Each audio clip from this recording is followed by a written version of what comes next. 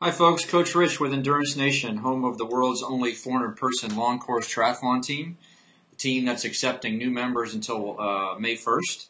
After May 1st, we close the doors. The free content likely stops getting out of the house, and we focus on training our people to beat you on race day. I have my mandatory Endurance Nation coaches, huge freaking cup of coffee, just brewed it. Today's topic is bicycle gearing for dummies. Gearing on your bike is a very important topic and one that I've found that a lot of triathletes don't know much about. So I'm going to talk to you here for about 15-20 minutes, everything you need to know about the gears on your bike. Before I get started on the details, though, let's talk about the bike rider system, the bicycle and the rider system. I want you to think of it as having three parts. There's the engine, which is you, your body, your legs. That's the engine. That's what powers this system. The transmission is the drivetrain. It's the cranks. It's the chain rings. It's the chain. Your cogs on the back, your gears, your tire pressure, the size of your wheel, etc. These are all transmission issues. And the last part is the resultant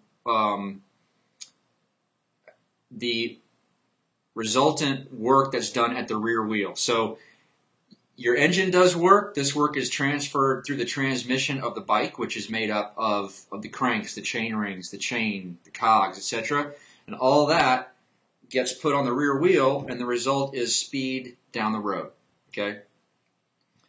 What this all means is what you have to understand is what happens in the engine. The work that your body does is converted to speed on the road.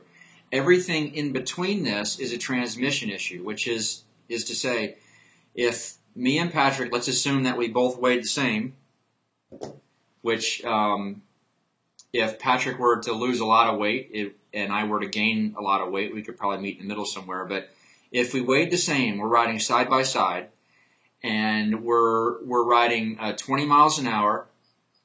I'm grinding 50 RPMs, and he's spinning at 100 RPMs. We're both riding at the same speed. Physics say that we're doing the same work. Our engines are doing the same work. All that's different, what the cadence is simply a transmission issue. He's not saving any energy by spinning faster. I'm not wasting energy by mashing. Okay, it's a transmission issue, which is to say that, a lot of people say that I find it easier when I climb with smaller gears, or I was riding at 21, but now I made this gearing change on my bike, and at the same effort, I'm riding 22. You haven't magically created 1 mile an hour of speed. It's simple physics. You're still doing, you've increased your work rate. You're doing more watts. You're putting out more watts, and that results in your bike going faster. You're still doing that work. Your body still has to do that work. Your ability to sustain that increased workload is a fitness issue. You didn't put magic gears on your bike that just created energy out of nothing. Okay? So what changing the gearing on your bike is about, it's not about going faster. It's not about making something out of nothing. It's about being more comfortable. It's about putting the gears and the cadence in a place so that at your most common combination of grade and speed and cadence, you find yourself in a good gear that feels right for you. Okay? So let's talk about that bike, that system. Coffee first. Endurance Nation West Coast headquarters has moved to a coffee press. Good stuff. Joanne puts 6 scoops of coffee into a coffee press. This stuff's like rocket fuel. Anyway, so on your bike, you've got your chain rings on the front. Your feet are connected to pedals. Pedals are connected to the cranks. The cranks connect to your crank arms connect to cranks, and those cranks have chain rings, a big ring and a little ring. We talk about a a 5339, for example. What does that mean? That means that your large chain ring has 53 teeth, and the small ring has 39. Your typical gearing, what I see most people have, is a 5339. I've seen athletes from the Midwest, from Florida, from flat areas. Their bikes will come from shops with a 5342, a 42. Well, okay. Your big ring is for riding on the flats and for high speed. As a road goes up, it gets harder to pedal. You shift to your small ring, and that's where you do most of your climbing. Okay. A 42, I won't. Okay, I'll talk about 42 and all that stuff later. Okay, but so that's what you've got on the front of your bike. On the back are your cogs, your gears, which come as one unit, one cassette. Okay, and we talk about that as being a 2512, a 2312, a 2311, a 2111, a 2712. What does that mean? That means that the large cog on the inside of your bike, close to the spokes, has 27 teeth, and the small one all the way down at the bottom has 12 teeth. Okay. Most bikes these days are sold as 10 speeds, which is 10 gears. But I guess they made the change from 9-speed to 10-speed back in 05, 06. So if you're riding a 9-speed bike, that means that you have 9 cogs back there. 10 means that you have 10. So what this means is if I'm riding a 10-speed bike, I have 10 cogs, and I'm riding a 2111, that means that the gears are going from 21 teeth to 11 teeth, and I have 10 gears to make that happen. So the gearing ratio, we call it, is very tight, which might be, there's a 21 tooth cog, then a 20, then a 19, then an 18, blah blah blah blah blah, all the way down to 11. If you have a 2312, the same thing. That gearing ratio is pretty tight. You get to a 2512 or a 2712, a 2712 being on the extreme end. You can see how I'm going from 27 teeth down to 12 teeth, but I only have 10 gears to make that happen, which means that at some part in those cogs, the teeth are going to make a large jump. Like it might go from a 21 to an 18. And what happens, how that expresses itself on your bike is, I'm in this gear and I'm mashing at 82 RPMs, and I shift up once and now I'm spinning at 97. And the net is I can't find a gear that lets me be comfortable because of this large cadence gap. So what happens is, so we talked about cadence gap. Now, what you should realize, what you as triathletes should realize, is that cassette that you have on the bike, you can change that. It's very, very simple. It's very easy.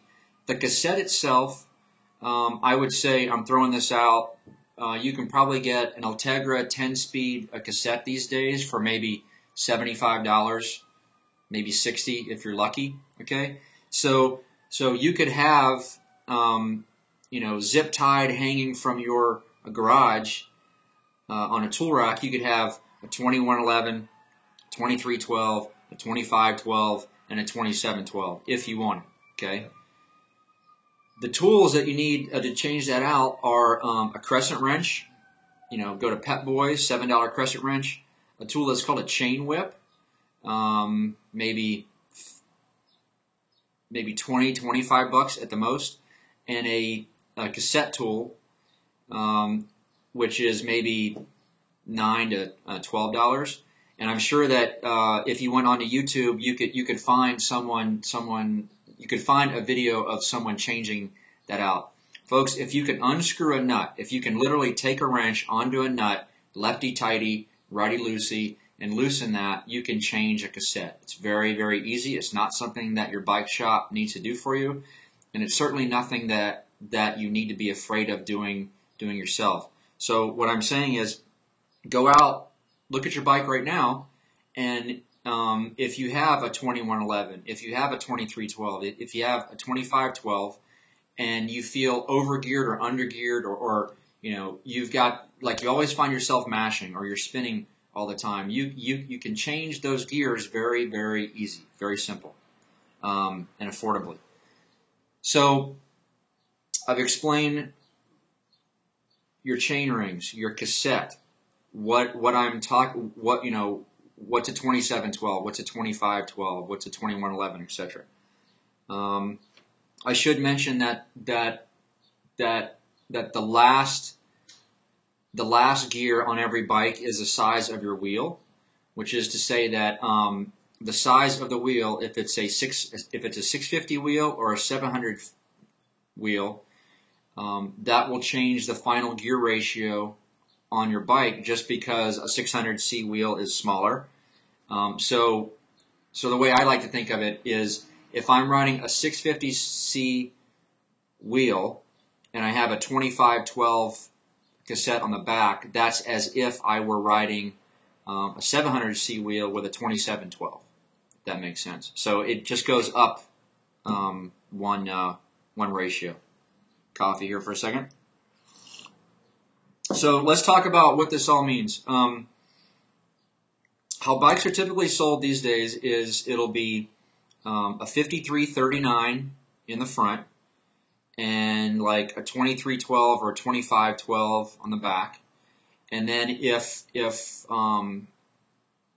you've done some research, you've learned that you can change your gears, and you're going to race Lake Placid, you're going to race Wisconsin, you're going to race Wildflower, one of these hilly courses. You go out and you buy a 2512 or a 2712, but you're not quite happy with that because of that large cadence gap. That combination of speed and cadence that you like to sit at, you just can't find it because of that big gap in the gears. The answer for all of us is a compact crank. I moved to a compact crank in 06, 07. Love it. Can't say enough good things about it. What a compact crank is rather than a 5339 on the front, it's a 5034. So the big ring is smaller, the small ring is smaller, and what that allows me to do is, rather than doing a stupid hilly course on a 2712 and having to deal with that cadence gap, I can put a 2512 on it. Instead of riding with a 2311, I can run the same course on a 2111. Okay, so I can use a cassette that gets rid of the cadence gap and puts all the cadences much more close together. Okay. Don't listen to bike shops. Don't listen to roadies. Okay, they'll say, "Oh, a compact crank, that's a girly crank. You don't need that. You're going to spin out." Okay, let me tell you something, folks. My compact crank, I run a compact crank and a 2512 all the time. I've wound it up in a sprint on a roadie ride. I've been going 38 miles an hour, 39 miles an hour, spinning like a fool, 120 RPMs. But I can spin comfortably at like 100, between 108 and 115 RPMs at about 36 miles an hour. But guess what? We're triathletes, okay? Whenever you as a triathlete are riding faster than 32 to 34 miles an hour, you don't need to be pedaling. You should be coasting, okay? We're not trying to wind up a sprint for Boonin. We're not trying to hang on to the back we're not trying to hang on to the back of a peloton on a flat road, because if we're off, the race is done. You're a triathlete, okay? If you're going faster than 34 miles an hour, you're either going downhill and you should be coasting, period. So the whole spin out thing doesn't matter. The bottom line, with my compact crank, I have the right gearing combination all the time, okay? Everyone out there reading or listening to me now should be riding a compact crank. After riding with one for 2-3 years, I'm convinced that the only reason why we as a sport, as an industry, The only reason why we're riding 5339s is because that's what pro cyclists ride. Okay, that's what some Italian cyclist back in the day, he decided that 5339 was the way to ride, so that's what we're all riding.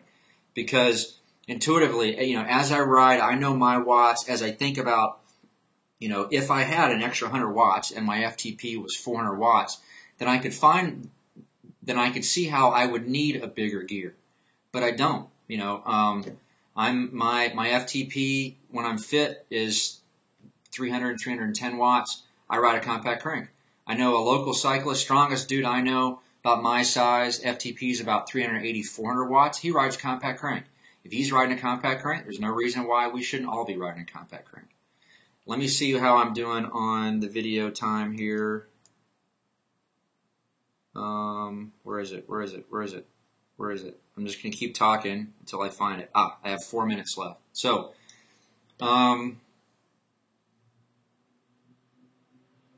okay, I really want to hit this again, how all I'm doing by manipulating the gears on the bike is I'm not making things easier. I'm not finding free speed. I'm not creating energy out of nothing. I'm simply I'm expanding the range of speeds, of grades, at cadences at which I find myself comfortable. Okay? When I'm going to a new course, I like to climb at relatively high cadence, and I will I know about what cadence I can expect on a 6% grade, 7%, 8%, and I will manipulate the gears on my bike so that I know that when I hit the 8% hill at mile 26, 28 of the California half course, which is 8% for about a half mile, I know that I've got the gears on my bike to keep my cadence above about 55 RPMs. Okay, I don't really like to go under 55, 60. In the day when I was racing 650s or 700s and I had a 5339, I had a quiver of cassettes hanging in my garage. I had a 2111, a 2312, 2512, 2712, and I even made a Franken cassette, which was I took some of the gears from a 2712 and mated it onto a 2111, and I was riding 650 wheels, and it worked. But ever since I've gone to a compact crank, all that's gone away. I only have one cassette. It's a 2512. It's perfect. I'm going to talk very quickly about crank length. I have a minute and 45 seconds. I'm going to be fast. Go over to a board like Slow Twitch and search crank length. You will find no end of discussion back and forth and back and forth. Me personally, here's how bikes are. I think that crank length is a fitting issue. I don't think it's a big deal. And this is what you're typically going to see bikes come out of the bike shop with. Okay, typically if you are about 5'6" and under, your bike will come with 170 millimeter cranks. The way you're going to tell is look on the crank arm, typically on the left crank arm. If you look on the inside of the crank arm, there will be a 3-digit number stamped 170. If you're like me, like between 5'7" and 5'11", you're typically rolling out the door with 172.5s. If you're 6 foot and up, 175 cranks. It's a fit issue. Okay, I don't think it's a big deal. I might be right. I might be wrong. I know that it's really not that big a deal. 2 years ago, I had a woman at my Ironman Wisconsin camp. She had a butchered setup from her shop. She was like 5 foot tall, riding 175 millimeter cranks. Just disrespectful, I thought, from the bike shop to send her out with cranks like that. Hopefully this helped. That's all I have for you right now. I could go on and on and on about bike setup and all kinds of crazy stuff, but the big thing to remember is there's no such thing as free speed. It's just a transmission issue. You can change those gears. Facebook is about to cut me off. Thanks, folks. Have a good day.